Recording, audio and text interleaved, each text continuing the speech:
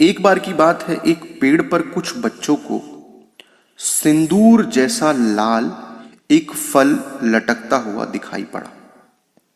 सभी बालक उसे पाने के लिए चेष्टा कोशिश करने लगे, किंतु फल इतनी ऊंचाई पर था कि किसी प्रकार हाथ नहीं लगा। उन्हीं में से एक बालक बोला, तुम व्यर्थ में क्यों समय बर्बाद कर रहे हो? तीर तो हाथ में है, क्यों गिरा नहीं देते इसे? बात कहते ही तीरों की बौछार होने लगी, लेकिन किसी का भी तीर फल पर नहीं लगा। वह बालक खड़ा खड़ा सारा तमाशा देखता रहा। अंत में उस बालक ने एक तीर चलाया और पका फल टप से जमीन पर गिर पड़ा। इससे टोली में उसकी धाक जम गई। तो प्यारे साथियों, क्या आप समझ पाए कि वह बालक कौन था? जी हाँ, वह बालक था एकलव्य। हस्तिनापुर के निकट वन में एक बस्ती का सरदार हिरण्यधेनु था। उनका प्रभाव अधिक था, इसीलिए समूह के लोग उन्हें राजा कहा करते थे। एकलव्य उन्हीं का पुत्र था। एकलव्य ने मन लगाकर अभ्यास करना आरंभ किया। दिन दिन भर जंगल में सूक्ष्म निशानों पर तीर चलाने का अभ्यास किया करता था और कुछ दिनों बाद तीर चलाने में उसकी बराबरी करने वाला हस्तिनापुर के आसपास कोई नहीं रह गया था। एकलव्य और भी अधिक निपुणता प्राप्त करना चाहता था, परंतु कोई साधन दिखाई न देता था।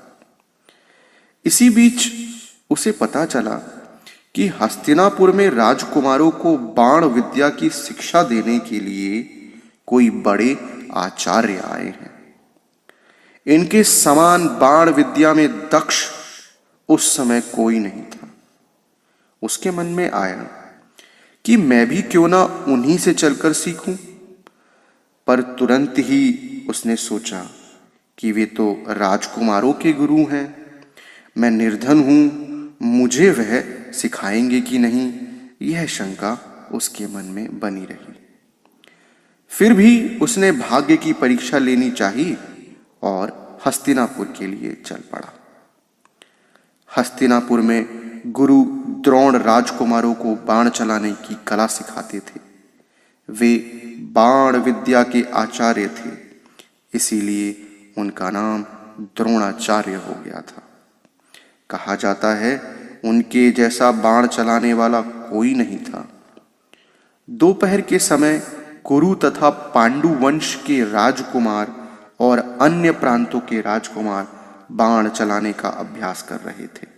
रंगभूमि के भीतर जाने का साहस न हो पाने के कारण एकलव्य वहां पहुंचने के बाद वहीं खड़ा खड़ा राजकुमारों का अभ्यास देखने लगा और देखने में इतना लीन हो गया कि वह अपने को भूल ही गया। राजकुमारों में बाण चलाने में अर्जुन सबसे श्रेष्ठ थे।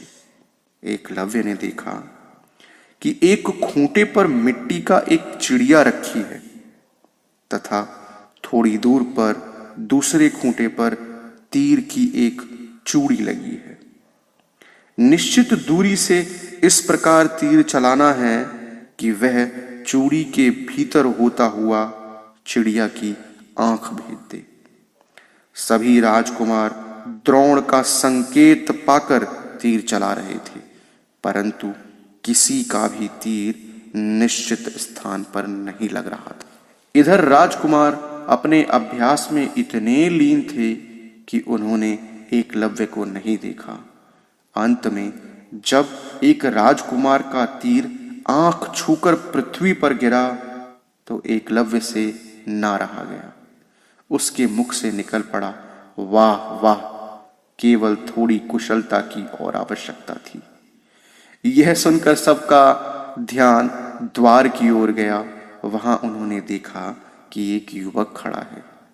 चौड़ा कंधा है, शरीर के सब अंग सुडौल मानो किसी सांचे में ढले हैं। तीर और धनुष भी है, किंतु शरीर पर केवल धोती है। द्रोणाचार्य की भी दृष्टि उधर गई। सब लोग एकटक उधर देखने लगे। आचार्य ने उसे संकेत देकर के बुलाया। एकलव्य उनके पास गया और चरण छूकर प्रणाम करके खड़ा हो गया। द्रोणाचार्य ने ध्यान से उसे सिर से पांव तक देखा और पूछा, तुम निशाना लगा सकते हो?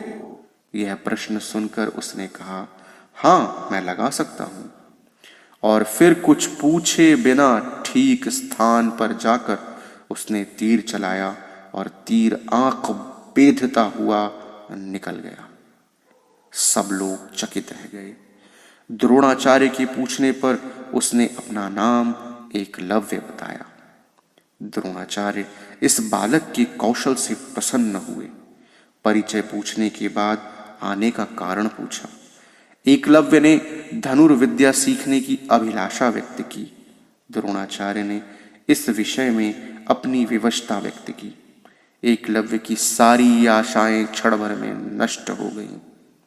बड़ी निराशा और दुख भरे स्वर में उसने कहा, मैं तो आपको गुरु मान चुका हूं।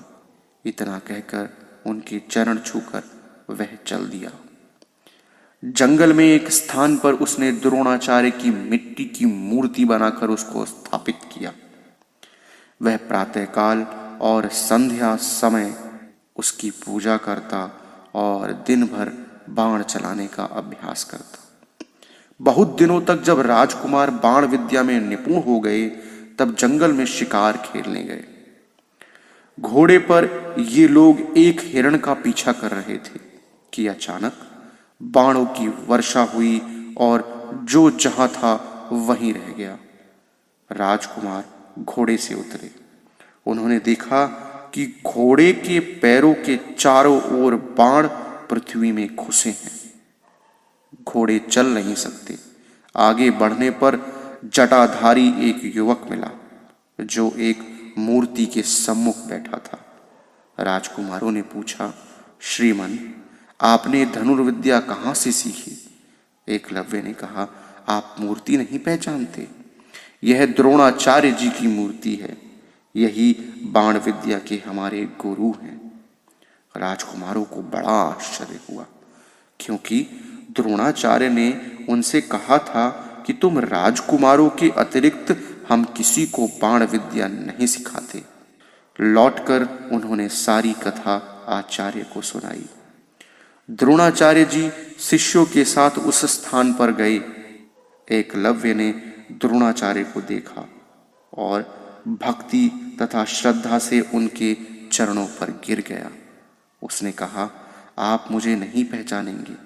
मैं वही एकलव्य हूं जिसे आपने शिक्षा देना स्वीकार नहीं किया था। आपको तो मैंने गुरु मान ही लिया था।